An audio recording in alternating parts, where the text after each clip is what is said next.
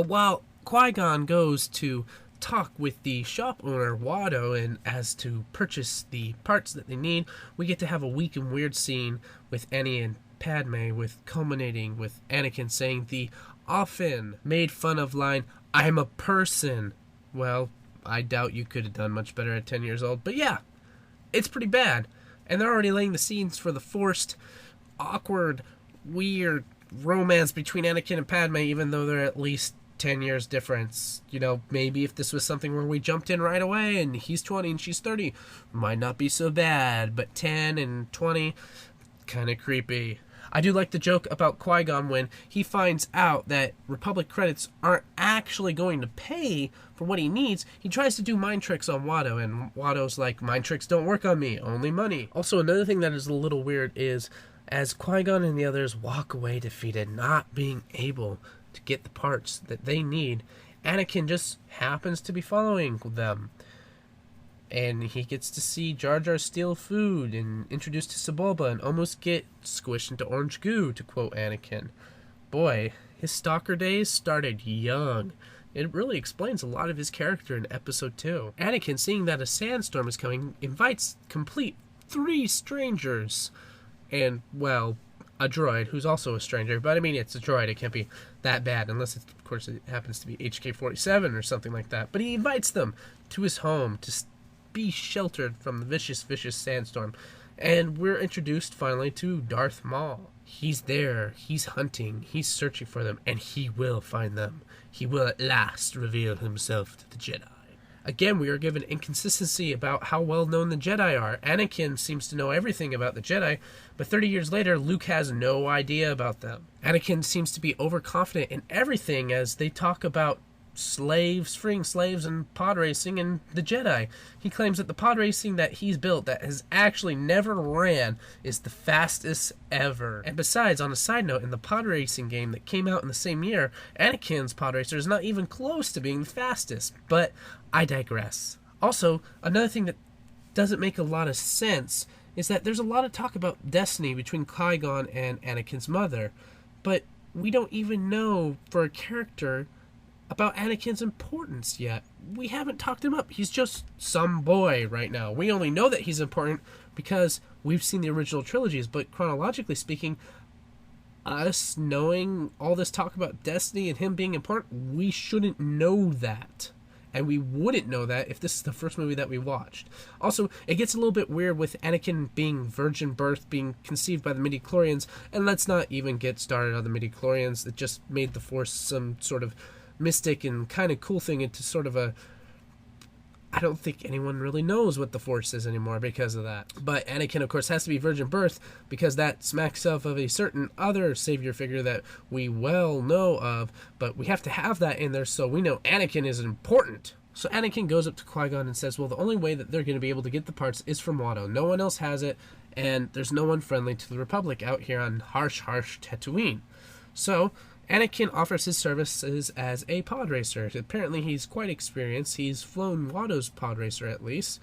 And, well, it does bring up one question. How does Watto have no idea Anakin's working on a pod racer? I mean, Watto, after all, does own Anakin and his mom. But I understand certain things, you know, we have to have a movie progress.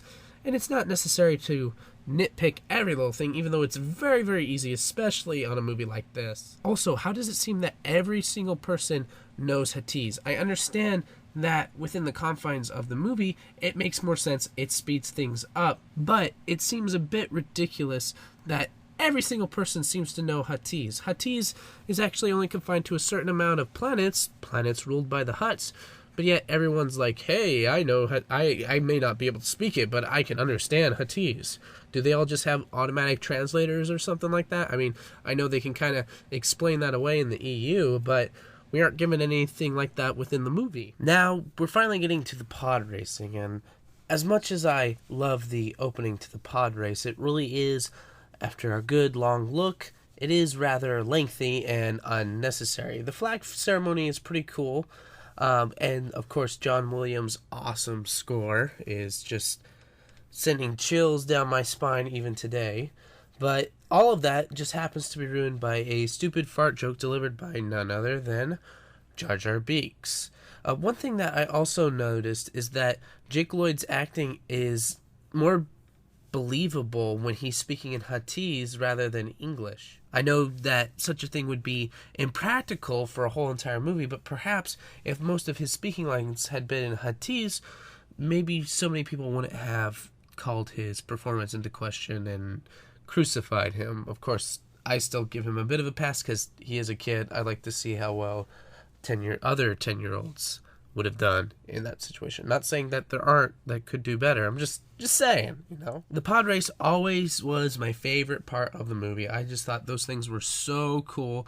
I don't know if it's still my favorite part of the movie, but it's still pretty good. However, I always found it how laughable it was that Anakin was able to pass the other racers so easily. I mean, like it was nothing. I guess it's to show how much better his pod racer and his pod racing is, but still, it seems rather unrealistic. And with Anakin not even able to start, if you've ever seen a race, there's no way he would have won that race.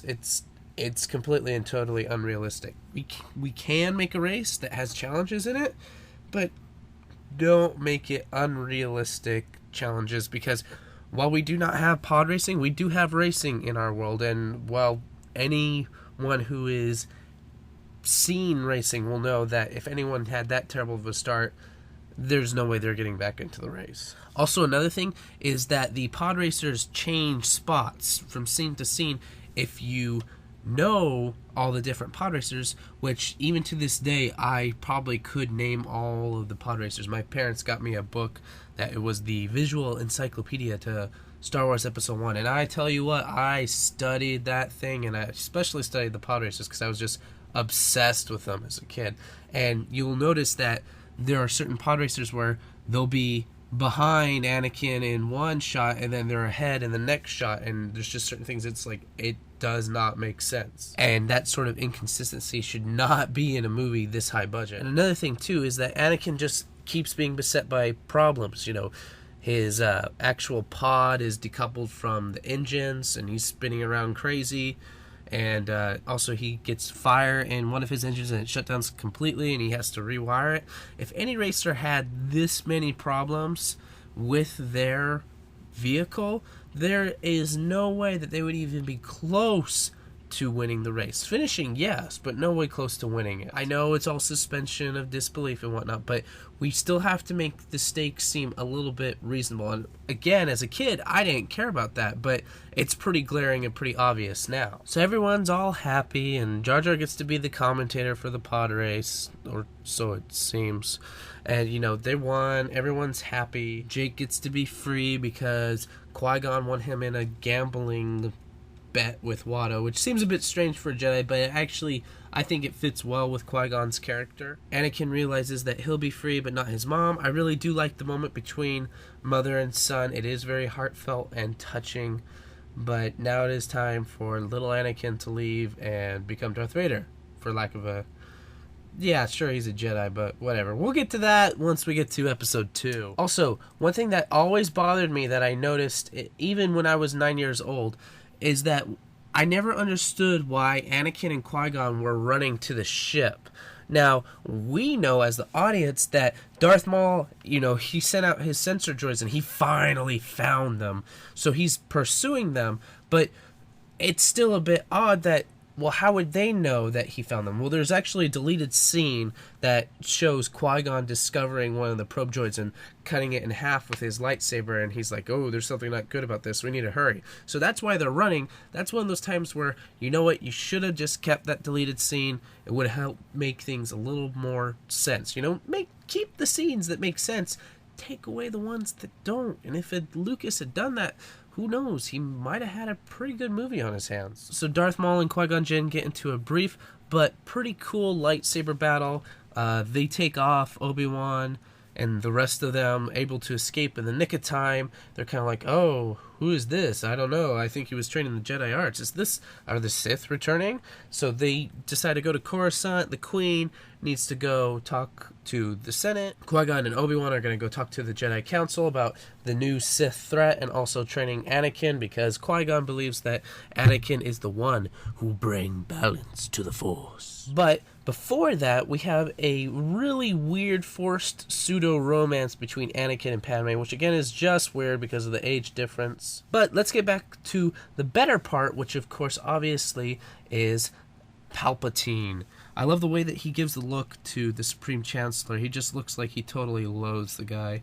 And you can totally tell within his mind, he feels, oh yeah, I should be running everything, and don't worry, I will be. But as much as I may like it as a fan, we shouldn't be given any hints that Palpatine is the bad guy. Us, being Star Wars fans, will know that right away. But to anyone that is new to this franchise, they wouldn't know that. So don't keep putting these hints. And that's kind of one thing that's ruined right away, even with only having part of his face revealed, is that we know Palpatine is Sidious.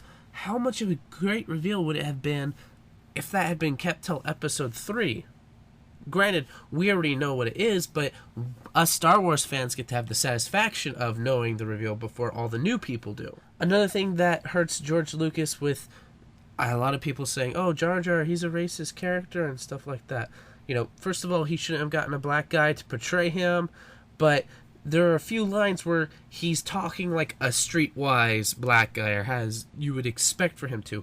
Those sort of things come across as being very amateurish, and I'm quite surprised that no one really said anything. I guess it must be nice to have absolute creative control. But everyone kind of goes their separate ways. You get to see Palpatine slithering into the political process, positioning himself to become the Supreme Chancellor, and ultimately the Supreme Ruler of the Republic, to convert it into the Empire. Padme just wants to save her people, and Qui-Gon, well, Qui-Gon and Obi-Wan are over in the Jedi Tower trying to convince, at least Qui-Gon is, that Anakin needs to become a Jedi. But of course, we're greeted by some of Samuel Jackson's weakest acting and the terrible, horrendous, horrifying Episode 1 Yoda puppet.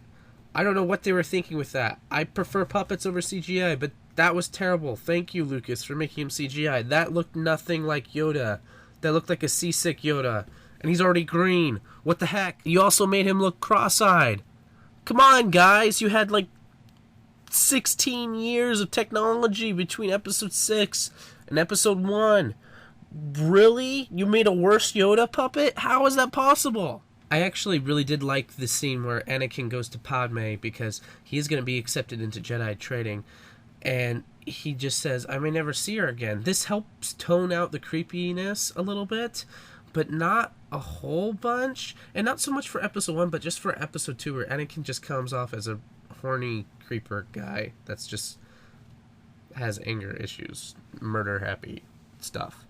But they really should have done more in Episode 1 to establish the relationship, which honestly is really hard because you have such a big age difference. And as much as people want to go and rail against Jar Jar Binks, Jar Jar Binks actually does do something that's important to the plot of the movie. He mentions to Amidala that the Gungans have an army, which is something the Naboo don't have because they're pacifists. Also, another thing is Amidala is steeling herself to go back to Naboo to confront the Viceroy of the Trade Federation and take her home planet back. She says the Republic cannot accomplish anything, and yet, for whatever reason, if this feeling persists, the Separatist movement still takes 10 years to finally gain steam, if this is kind of the consensus that is being brewed in the Republic.